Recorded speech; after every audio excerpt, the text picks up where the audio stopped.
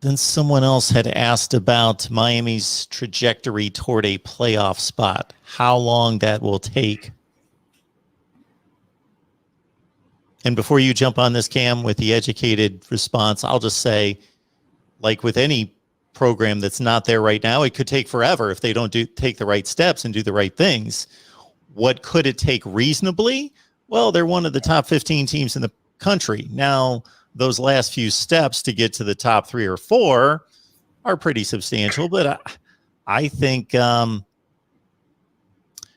I will answer it in a sense and almost segue it into Cam's response by asking Cam you a question to outline, because you know the recruiting process and also what the metrics mean, the difference between being really Alabama and Ohio State and Georgia are the 3 that constantly get those top 3 or 4 spots versus being like, and I think of Florida in particular, because I was having this conversation the other day and Florida was involved, where they're recruiting well, a lot of talented guys, but it's more like it's been 9, 12, 9 the last 3 years.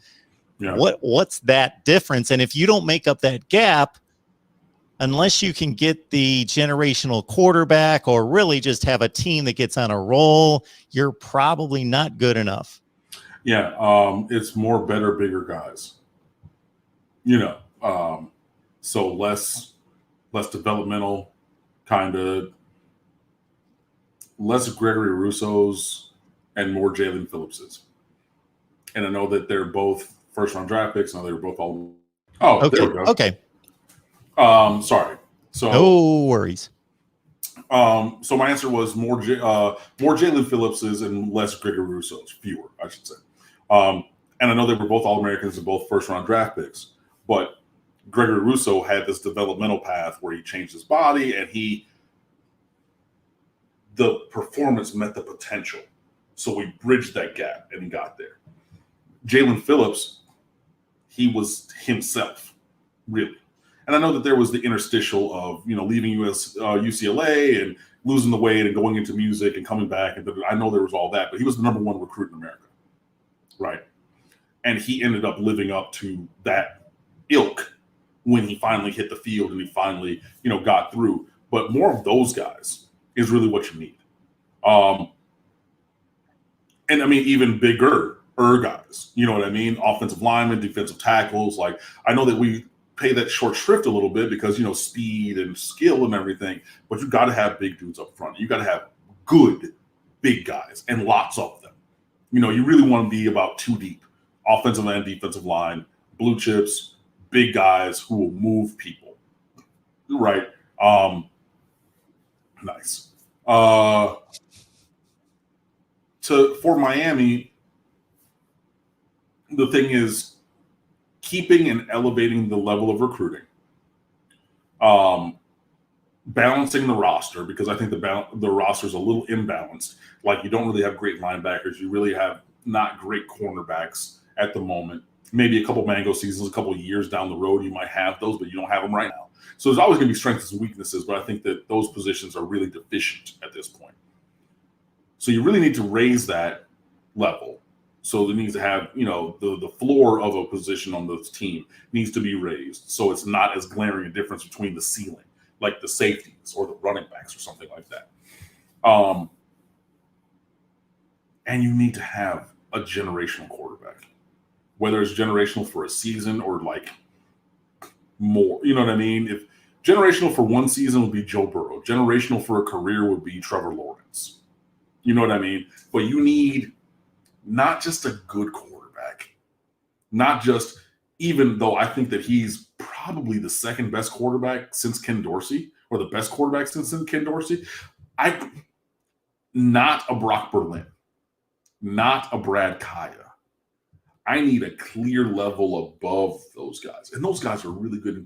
Brad Kaya is the career-leading passer. So please don't clip this and say that I was talking shit about him, because I'm not. And I've met Brad, and I know Brad, and don't do that. But I think we've seen from the performance on the field that you need a quarterback, a generational talent, one that's just a little that different level. And you have to have that as part of the package with this increased, improved, bigger, faster roster. Because I just think that you need to have that. And when Clemson won, they had very good defensive line. They had all kinds of big dudes who got drafted highly in the NFL.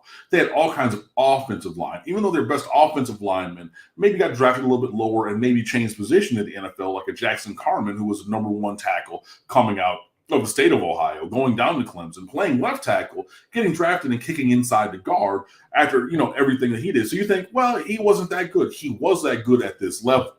And still, I'm good enough and big enough where I'm going to be taken with a high pick, but then I'm going to be moved to a different position on the offensive line that they think fits my skill set a little bit better because I got a bigger, more athletic dude playing next to me at tackle. And that's okay. But you have to have those kind of things. And you cannot miss your opportunities, whether that's coaching, whether that's injuries, whether that's whatever. You cannot miss your opportunity.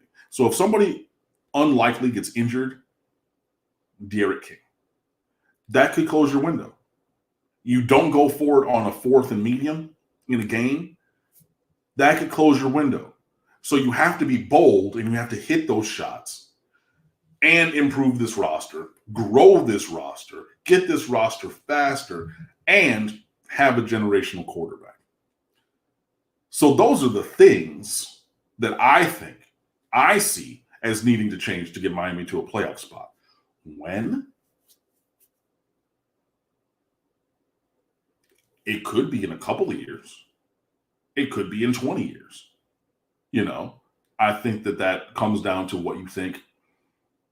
First and foremost, I think that comes down to who you think is going to win the quarterback battle between the Tyler Van Dyke and Jake Garcia, and which one you think could be generational. While I am a Tyler Van Dyke fan, I think from what I've seen, the one who has the potential to be generational is Jake Garcia. That's just me, myself, personally. Agree or disagree as you like. In this hypothetical, though, if I'm thinking that Jake Garcia can be generational, you're thinking when in his timeline could this happen? As a junior, sophomore, 3 years on from now. So 2024, 2025 as a senior or 4th-year player in this program. It could potentially possibly be that. It could be longer if neither one of those guys is more generational than solid to good. You know what I mean? So there are some hurdles to be had, hurdles to be leaped, and distance to cover between where we are and where we want to be in terms of getting to a playoff spot. I think that there are some schedules in the future that could be advantageous for that pursuit. I don't think it's going to happen. But you start off with a win against Alabama, and this season all of a sudden becomes playoff spot possible. Again, I don't think it's going to happen, but it could. And if it did, then you would say, okay, this season, no, we're all in. We got to do whatever we got to do. So since there have been so few teams that have actually made the playoff, and Miami's only made the ACC championship game one time and have never won it, because I know that y'all have already said that in the FSU trash talking section of this show, I would put it reasonably